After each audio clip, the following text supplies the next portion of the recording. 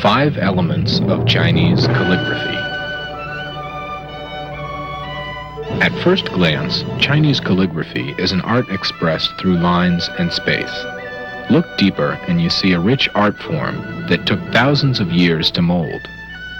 Calligraphy is a living art that abounds with life's philosophies. The deeper one becomes involved, the more enriching the experience. All things follow the yin-yang philosophy. Chinese calligraphy is no exception. The overall balance of calligraphy is achieved through study of the subtle interactions between lines yang and space yin. Each of the great master calligraphers throughout Chinese history had his distinct style, but all of them found their place through the mixture of the masculine yang and the feminine yin. When discussing Chinese calligraphy, we must first have an understanding of what is beautiful. In my opinion, all things that are true, kind, and full of life are beautiful. If a movement follows the principles of nature, it can give us a sense of beauty. If one displays kindness from the heart, this is beautiful. In contrast, when an action is motivated by pretense or evil, although excitement or attraction can be attained, beauty cannot.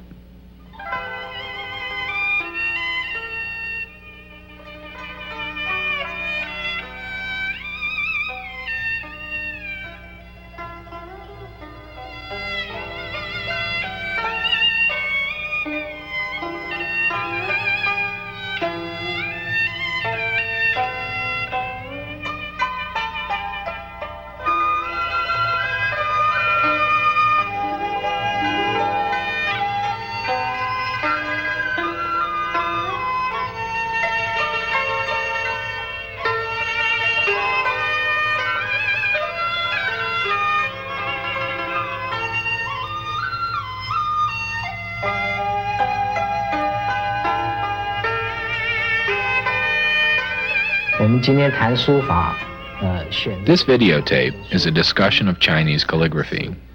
I chose the title, 5 Elements of Chinese Calligraphy, because I wish to convey a simple, painless approach to studying calligraphy. I want to provide accurate concepts that are also easy for the students to grasp, because once you understand the 5 basic elements of Chinese calligraphy, any problems you may encounter in the future will be easy to overcome. 1. Posture. The first habit one must nurture when brushing is to assume the correct posture. This includes the way you sit and stand, plus your field of vision. In addition to being physically upright, your mind must be calm as well. The secret to having correct posture is to remain upright and be relaxed at the same time.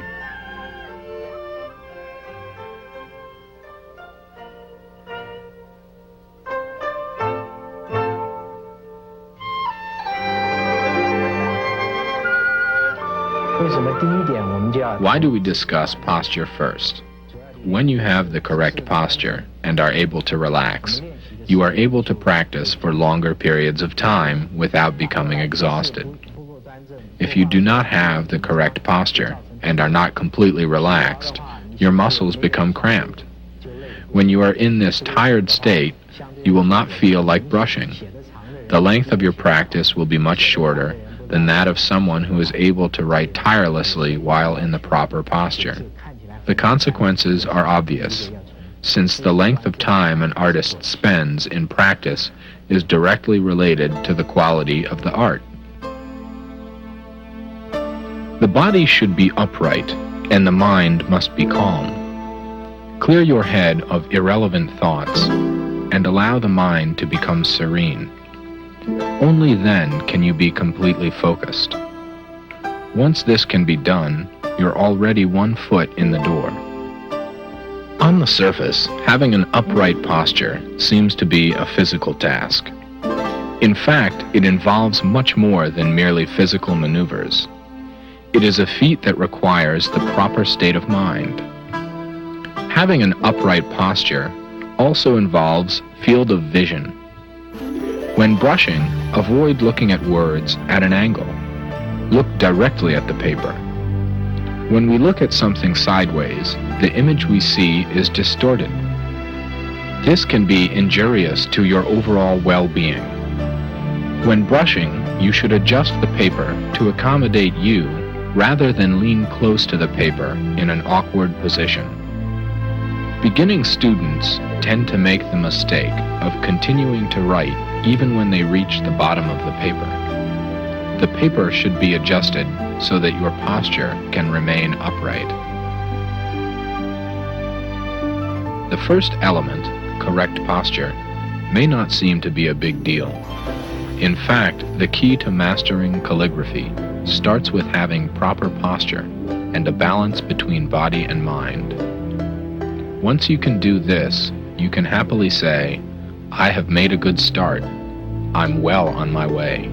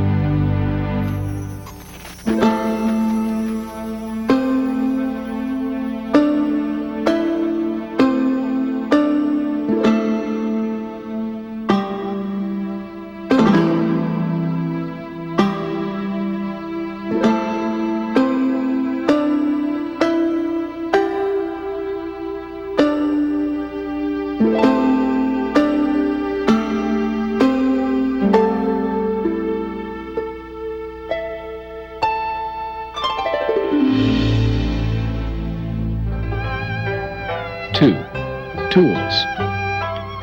The second element entails a proper understanding and familiarity with the tools of Chinese calligraphy. An old Chinese proverb states, "To successfully accomplish anything, must first have the appropriate tools." Of course, in Chinese calligraphy, also known as Chinese brush writing, the brush is the most significant instrument among brush, ink, paper, and inkstone. Here we will briefly mention how these tools work and how they correlate with one another. We will not discuss variety, quality, material, and other details in this video. Chinese calligraphy is a wonderful art that we can compare with life. In everything we do in life, we cannot trace back. Like what I am saying right now, an instant later, it becomes history. Chinese calligraphy has the same principles. Once the brush touches the paper, the ink becomes the past, history. If you're not satisfied with your stroke, do not get upset. There is no such thing as perfection. Sometimes from so-called shortcomings or defects, there can stem a different type of beauty. One of the challenges in practicing calligraphy is to make the most of each stroke, even the mistakes, without going back. Chinese calligraphy paper, whether Xianzhi, Mianzhi, or Maobianzhi, are all absorbent white paper. Because of this unique feature, each stroke is permanent and unalterable. This is part of the wonder of calligraphy. Black characters on white paper. If there is any dissatisfaction, going back to modify is a great temptation. Although you may feel that no one will notice a modification, since you're using black ink to trace over black characters, it would be apparent to an expert calligrapher. Modified strokes are noticeable because of the time lapse between the original stroke and the modification. It's just not blatantly obvious. Besides, you yourself are the first to know about your modification. You'd be behaving in a manner which is untruthful to yourself as well as toward others. This is another reason why calligraphy is beneficial. Practicing calligraphy benefits the body and heart and can produce a healthy mentality.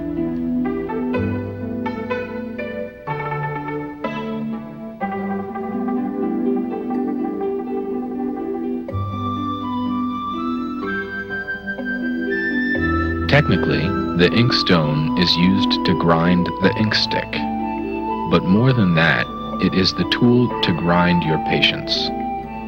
You should treat the grinding process as a preparation or warming up process before writing. The proper method of grinding ink is to use heavy downward pressure, but grind gently, circle after circle. These movements are principally the same hand movements used in writing. Seeing the clear water gradually turn to ink, your emotion steadily quiets down. You accumulate all the energy for writing.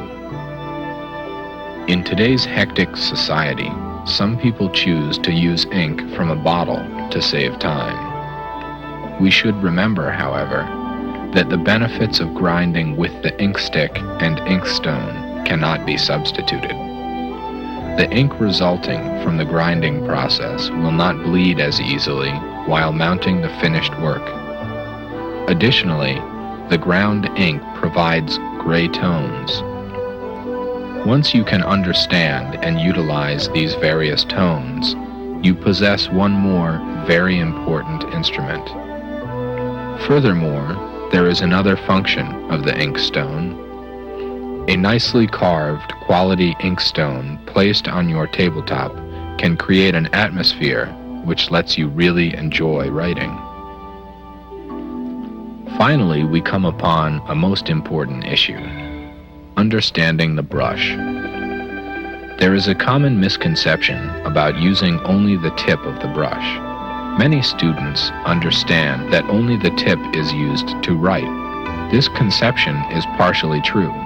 The 2/3 of the bristles closer to the handle is for storing ink, and the last 1/3, or tip, is for writing. However, we must also remember that the brush should first be saturated with water. If the brush is directly dipped into ink, with the ink going to the tip only, while leaving the other 2/3 of the bristles dry, this is not correct. Since the upper part of the brush is for storing ink, one must make sure that this part has absorbed enough ink before beginning to write.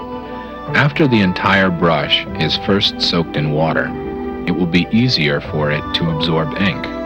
This way, the writing can last longer, and you can avoid having to dip in ink too frequently, which interrupts your rhythm. If you follow the correct method of wetting the brush before dipping it in ink, the brush will also be easier to clean when you've finished writing. The easiest place to ruin a brush is at the connecting area where the bristles meet the handle of the brush. If the ink is not thoroughly cleaned, by the time it dries, the hair of the brush will break there. The cleaning process can be divided into 2 stages. First, rinse off most of the ink from the brush. Then hang the brush with its tip toward the floor. Allow the ink to flow to the tip. 10 or 20 minutes later, rinse out the remaining ink. This is a quick and effective way to clean the brush.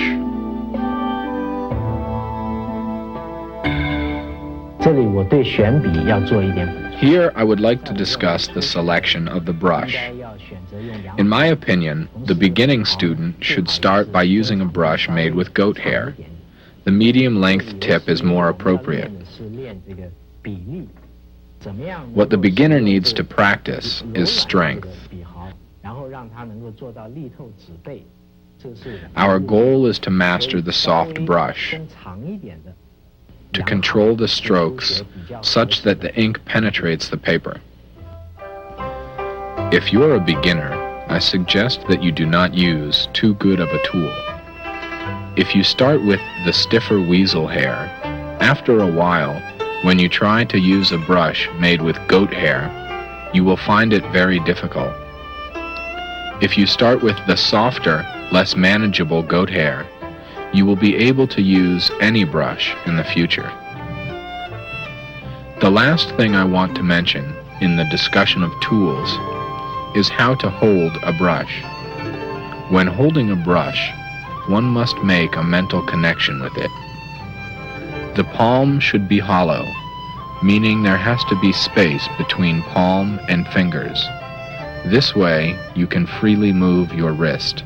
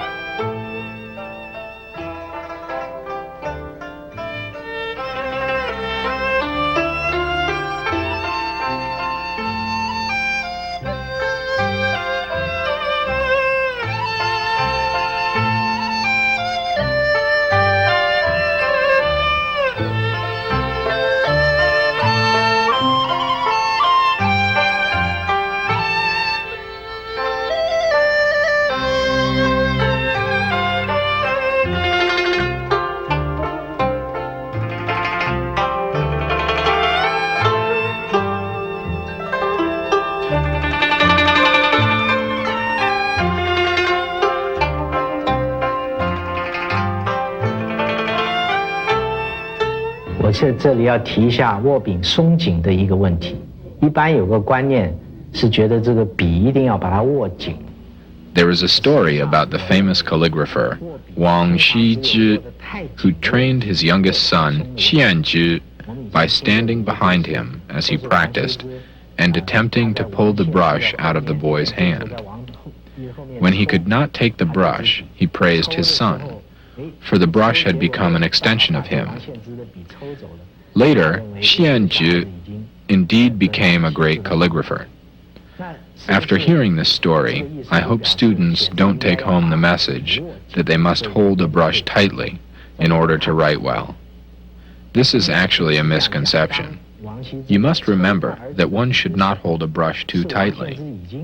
Of course, you should not hold it too loosely either. But few would hold a brush too loose, because if it's too loose, you won't be able to hold it at all. Therefore, what is left is the matter of whether it is too tight. The reason Wang Xizhi could not pull the brush out of Xianzhi's hand is because at the moment he pulled, the hand responded by grasping the brush securely. This is my brush. How can I let it be taken from me? The point of the story is, when holding a brush, one must connect body and heart to it. You must feel comfortable with holding your brush. As long as your method of handling the brush does not interfere with your writing, it should be fine. When you write, you not only use the hand, but rather you're coordinating your entire body. The writing brush feels out the paper. The fingers and wrist control and grasp the details and nuances. The entire movement should start with the waist and body. These lead the hand to move. With this technique, the range of movement has a predictable sequence. This makes it easier to achieve consistent results.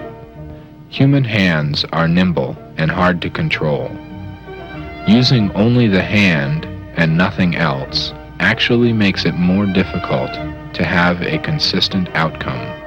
Ask any accomplished athlete, and they are likely to agree about this point.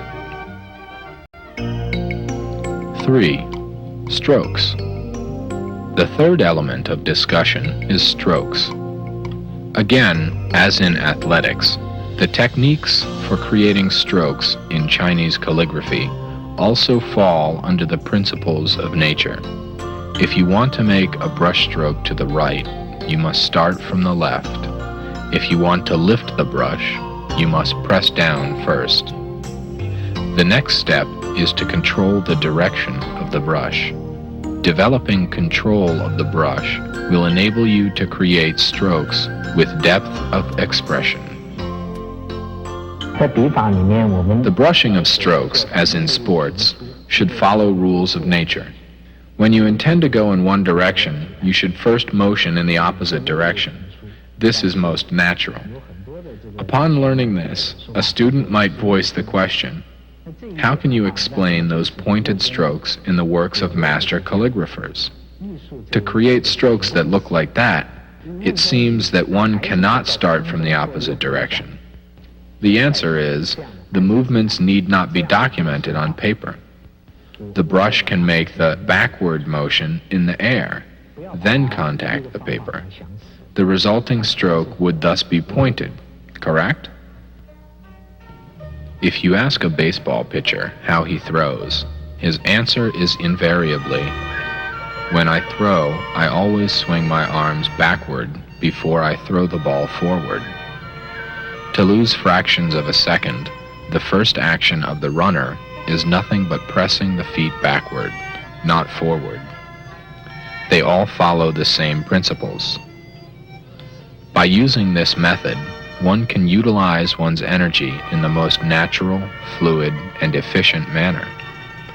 Using this theory in calligraphy, you can control the various forms created by the initial stroke. The final effect of this stroke, whether angular or rounded, can be achieved at the turning point. In calligraphy, when you intend to brush to the right, you should first motion to the left. When you want to go up, you should first motion down. For instance, when brushing the stroke na, which is often the final stroke in a character, you should press the brush down into the paper before you lift the brush away. This is yet another example of what we've been discussing. Pressing down and lifting up go hand in hand.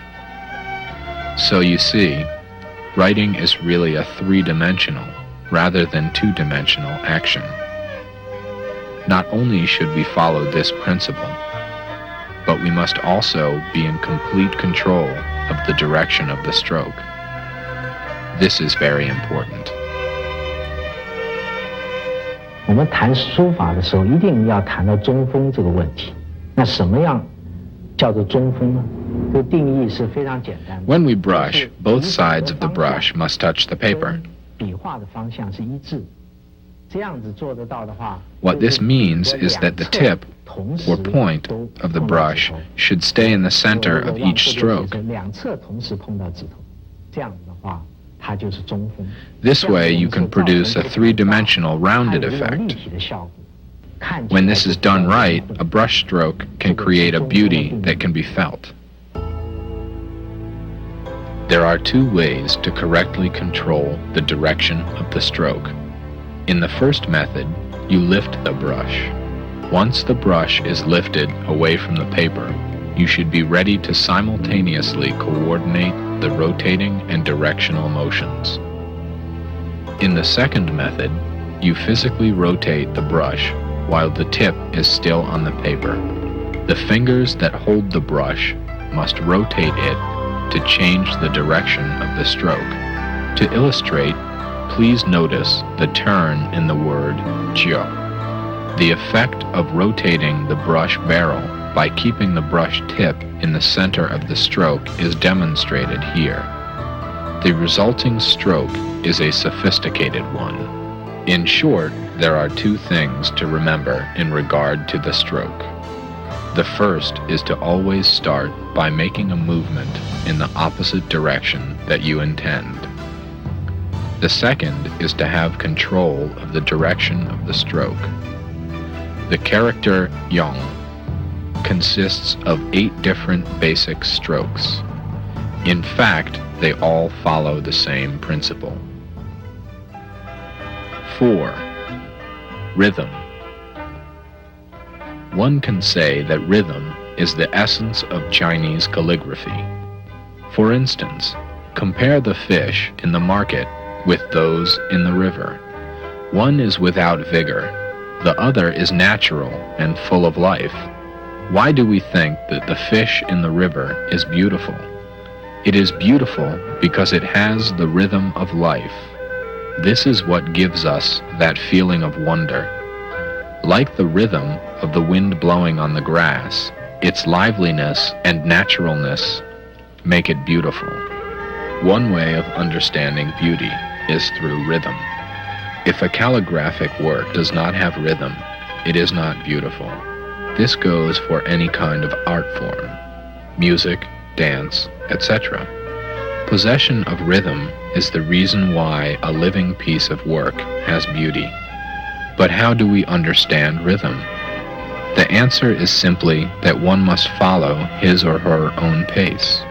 In general, brush movement is slower at the beginning of the stroke and during the turn of a stroke, but the pace speeds up in between. This can vary from person to person. One must speed up or slow down based on the situation. This way, the viewers can appreciate the process of rhythm in calligraphy. 如果大家要说这个讨论一个问题，中国字里面笔画哪个笔画 Many feel that in calligraphy, the most difficult stroke is the long vertical stroke. At the instant the brush is carried down, if the calligrapher has not calculated the length of the brush stroke, the stroke would become uneven and interrupted before it is completed. So the difficulty lies in the preparation of each brush stroke, not after the brush touches the paper. We cannot rush to put the brush to paper, just like we must carefully prepare for a trip. In other words, if one's rhythm and pacing are off, mistakes can happen. In order to plan accordingly, one's intentions should come before the brush stroke is made. On the other hand, if the strokes are too slow and meticulous, this is not natural either. In any art, it is hard to reveal beauty in a meticulous and rigid style, because this does not convey vivacity and naturalness. Likewise, in calligraphy, each brush stroke should match the artist's feelings, intentions, and pace, so as to grasp the rhythm of the art. 5. Composition. The fifth element of calligraphy is composition. What kind of composition is beautiful? It really depends on one's opinion. Some choose to write in a powerful and spirited style, while others choose to write in a fluid, refined style. As long as the artist can express herself, it does not matter which style she uses. All things in nature are our reference. For the question of how to achieve balance in composition, there aren't any definite steps to follow. However, there are some tips I can share with you. 最后一点，我们谈节后平衡这个问题，是不是有没有什么方法能够可以遵循？在我的看法是，就是说在写字。In my experience, your eyes should focus on the white space on the paper, not on the black strokes. 这个道理是在哪里呢？就是因为当我们写字的时候，这个技巧上面 One's writing ability does not noticeably improve in a short period. It takes time and practice. But we can control the space between each brush stroke. How do we create interesting spacing between each stroke, each character, and each column? This is what we should focus on in developing better sense of composition. Therefore, where you stamp the seal and where you place your signature relative to the calligraphic work are also very important. Last, one must consider the special relationships among strokes, characters, and columns, and see the artwork as a whole to achieve a balanced result and to create various dynamic effects and moods, such as steadiness, swiftness, volatility, saliency, fluency or rawness, roughness, bluntness, etc. In conclusion, the fifth element, composition, is something that can be seen by most people. The fourth element, rhythm, can be sensed by those who have an understanding of art. As for the third element, strokes, those who have a certain mastery of calligraphy can tell whether the artwork has good or bad strokes. The second element, tools, and the first element, posture, are things that cannot be seen from the artwork itself. Although they cannot be seen, they are the most fundamental elements of calligraphy, and the most important. 麻雀虽小 The sparrow is small, but it must have all the vital organs. Missing one, it will not survive. The same principle applies to the 5 elements of Chinese calligraphy. Together, these elements make calligraphy a living art.